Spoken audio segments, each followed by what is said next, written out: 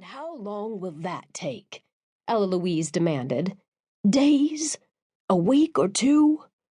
I don't have time. I want this done and done now. He regarded her even more nervously, studying the pale complexion and the feverish look in her eyes that he'd attributed to too many glasses of her favorite bourbon on an empty stomach. Was she suffering from some fatal illness, after all? Ella Louise, he inquired worriedly. Are you all right? Should I call the doctor? So he can tell me I'm dying? She said with an unladylike snort. Don't need to hear him say it. I just need to get this one piece of business taken care of, so I can finally rest.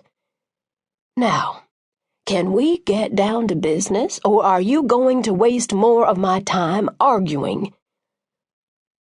You know Zelda and I didn't part on the best of terms, he protested in what had to be the biggest understatement since the local paper had described his political downfall as being the result of a slight mistake in judgment. Ah, no, she agreed, with such great serenity that Taylor was sure she couldn't possibly remember the details as vividly as he did. She must have forgotten all about the way Zelda had poked holes in every one of his brand-new Mustang's tires the night he'd broken up with her. Then she'd painted an unwarranted comment about his parentage on the town's water tower. How she'd gotten up there was beyond him, but she'd always had a knack for managing the impossible.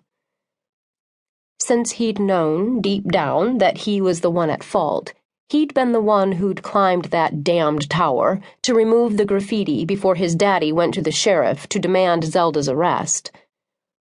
A part of him, a part that remained untamed despite his father's best efforts, had admired her audacity. He doubted she'd changed. The Zelda he remembered was capable of carrying a grudge on into the next century.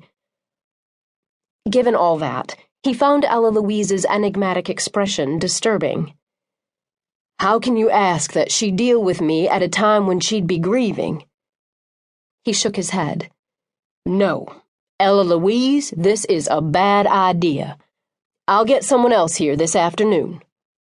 He could call in a favor at his old law firm. They wouldn't want to come, but they'd respond to the plea of a desperate man. He figured that was a role he wouldn't have a bit of trouble playing convincingly. I want you, she said stubbornly, then began a fit of coughing that had her whole body shaking.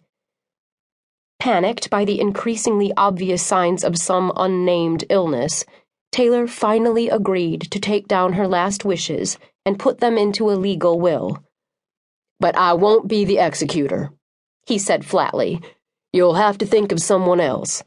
There's no point in upsetting Zelda any more than necessary at such a time. What about Mabel or Elsie? She always got along with them, didn't she? I'll think about it, she agreed. Too quickly, it seemed to him, but he was willing to grasp at straws. Meantime, she said blithely, just put your name in there, and we'll discuss it when you bring the papers back for me to sign. Taylor saw the stubborn set to her chin and remembered it all too well from countless quarrels with Zelda. With a sigh of resignation, he stopped arguing and took notes.